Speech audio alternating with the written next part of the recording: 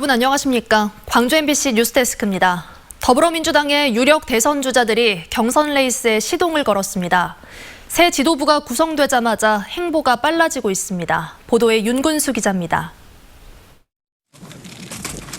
4.7 재보선 참패 이후 조용한 행보를 이어가던 이낙연 전 대표가 공개 활동을 시작했습니다. 이 전 대표는 이번 주말 광주와 부산에서 열리는 지지 모임 출범식에도 잇따라 참석할 예정입니다. 정세균 전 총리는 이미 지난주부터 영호남을 순회하며 사실상의 대권 행보를 시작했습니다. 5월 중순엔 대선 출마를 공식 선언하는 것도 검토 중입니다. 이재명 경기지사를 지지하는 전국 조직인 민주평화광장 포럼도 다음 주에는 깃발을 올립니다. 당대표 선출을 전후해서 민주당의 유력 대선 주자들이 기다렸다는 듯 대선 행보에 고삐를 쥐기 시작했습니다. 정책 대결도 본격화할 것으로 보입니다. 성공했던 부분과 실패했던 점들을 다 계승과 단절, 발전시킬 수 있는 새로운 후보가 필요한 거고, 그걸 잘 어필할 수 있는 후보가 아마 당원과 국민들의 선택을 받을 거라고 봅니다. 경선이 연기될 가능성이 없진 않지만 당헌을 고치지 않는다면 민주당의 대선 후보는 9월 초까지 확정해야 합니다. 불과 100여일밖에 남지 않은 상황에서 민심을 되돌려야 하는 공동의 숙제도 안고 있습니다.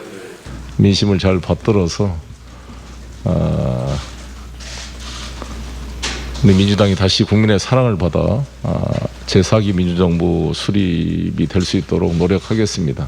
여권에 비해서 야권에서는 대권 주자들의 움직임이 아직은 두드러지지 않았습니다. 다만 김기현 국민의힘 대표 권한대행이 첫 지방 일정으로 국립 5.18 묘지 참배를 준비하는 등 김종인 비대위 체제 이후 호남 공들이기 행보는 꾸준히 이어지고 있습니다. MBC 뉴스 윤근수입니다. 어린이날과 어버이날을 앞두고 방역당국이 모임을 자제해달라고 요청했습니다. 광주시는 지난 4월 한 달 동안 발생한 지역 감염 코로나19 확진자 201명 가운데 33%가 가족과 직장, 지인 모임과 관련됐다며 가급적 모임을 자제하고 부득이하게 만날 경우 방역 수칙을 지켜달라고 당부했습니다. 한편 오늘 광주에서는 기존 확진자의 접촉자 4명을 포함해 확진자 5명이 추가됐습니다. 여수 지역의 코로나19 확산세가 심상치 않습니다. 오늘만 8명이 확진됐고 지난 사흘간 확인된 유흥업소발 확진자만 16명인데요. 정확한 종사자 수와 동선 파악이 어려워 확산세 잡기가 쉽지 않을 것으로 보입니다. 보도에 강서영 기자입니다. 선별진료소 앞에 코로나 검사를 기다리는 줄이 길게 늘어섰습니다. 어제 여수에서만 1,900여 명이 검사를 받았고 이 중 42%인 820건이 유흥업소 관련 검사인 것으로 확인됐습니다.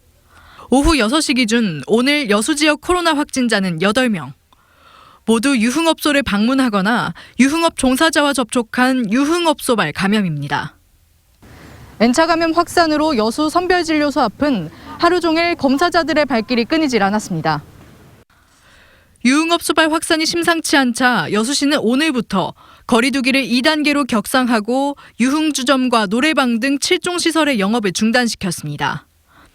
유흥업 특성상 정확한 종사자 인원과 동선 파악이 쉽지 않아 확산세가 쉽게 잡히기 어렵다는 분석도 나옵니다. 밀접한 상태에서 마스크를 벗고 마이크를 사용한다든지 음식물도 섭취를 하고 그러기 때문에 좀 어려운 것 같고, 업소를 이렇게 옮겨 다니면서 근무를 하시기 때문에. 군청 직원발 감염으로 확진 지역의 주민 전수조사가 이뤄진 고흥에서도 오늘 4명의 확진자가 발생해 방역당국이 감염 경로 파악에 나섰습니다.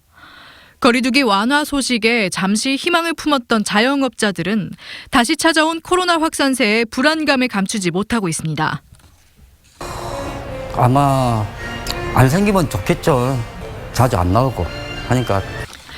방역당국은 익명검사가 가능하다는 점을 강조하면서 유흥업소에 방문했거나 종사하는 시민들에게 선별진료소를 방문해달라고 당부했습니다. MBC 뉴스 강서영입니다.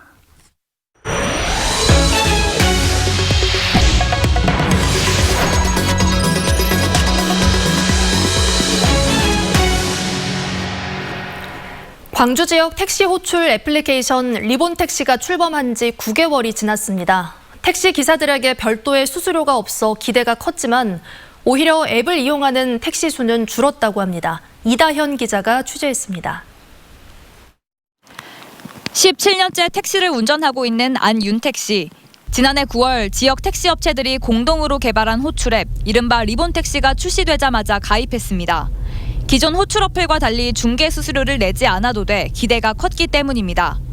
그런데 그런 기대는 8개월 만에 깨졌습니다. 한 20% 카카오의 비중에 비해서 한 20%도 안 들어올 것 같아요. 리본택시의 하루 평균 호출 건수는 2,200건으로 택시 한 대당 1.4건에 불과한 상황. 이용료를 높이기 위해 리본택시의 자동 결제 시스템을 도입하고 위치 표시의 정확도를 높이는 등 지속적으로 품질을 개선하고 있지만 카카오에 익숙한 손님들의 발길을 돌리기 쉽지 않습니다. 카카오 택시요. 카카오 택시 있어서 딱히 피로감은 못 느꼈어요. 이렇다 보니 리본택시에서 이탈하는 기사도 속출하고 있습니다. 2천여 대로 출범한 리본택시는 불과 8개월 만에 500여 대나 감소했습니다. 우리 시민들이 이제 우리 리본을 많이 불러주시면 저희 나름대로 그 기사분들한테 어떤 인센티브를 주기 위해서 그 여러 가지를 노력을 하고 있었고. 점점 악화하는 상황을 극복하기 위해 지역 택시 업계에서도 기사들의 친절도 등 서비스 품질을 개선하기 위해 노력하고 있습니다. 하지만 대기업을 따라잡기에는 역부족이어서 지역과 택시기사 모두 살리는 향토 택시 앱에 대한 시민들의 관심이 필요해 보입니다. MBC 뉴스 이다현입니다. 신선식품과 유류 가격 급등 여파로 지난달 광주 전남의 생활물가가 3%대의 높은 상승폭을 기록했습니다. 호남지방통계청이 발표한 4월 생활물가 지수는 광주가 107.5로 전년 동기 대비 3%, 전남은 109로 3.4% 올랐습니다.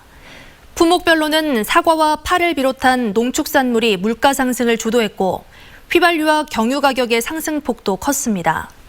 반면 통신과 교육, 공공서비스 물가는 전년 동월 대비 하락세가 두드러졌던 것으로 나타났습니다.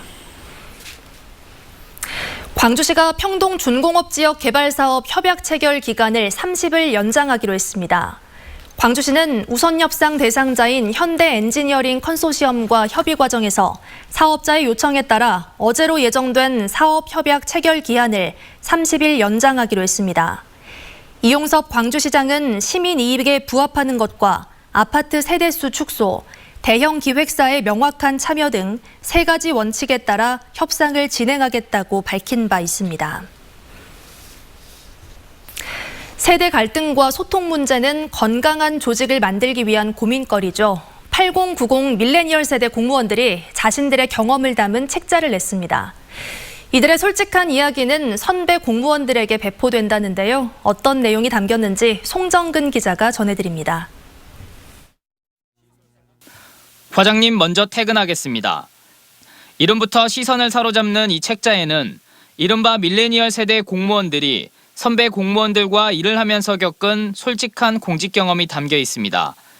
6년 차인 한 7급 공무원은 상급자와 겪었던 불통이 공직 생활을 움츠러들게 만들었다고 털어놓았습니다.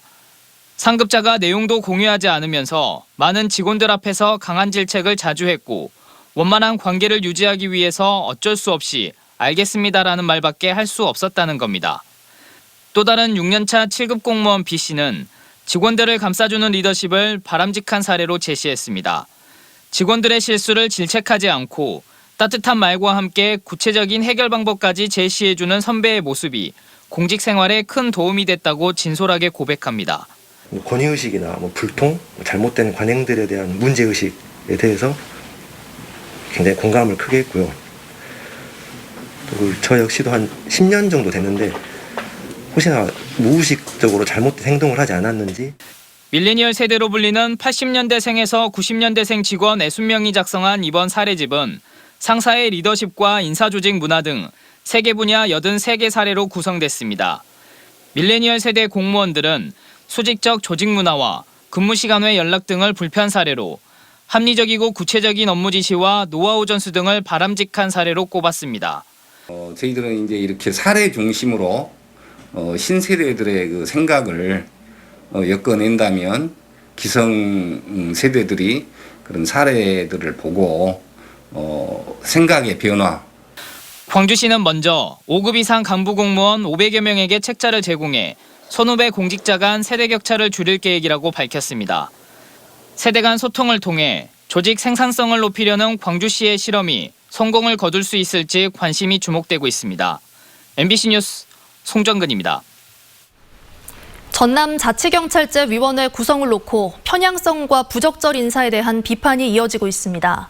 정의당 전남도당은 전남도의회에서 기자회견을 열고 추천위원 7명 가운데 여성은 1명으로 자치경찰법에서 제시한 특정 성 비율에 부족하고 경찰 출신도 3명으로 지나치게 많아 중립성에 대한 우려가 크다고 주장했습니다.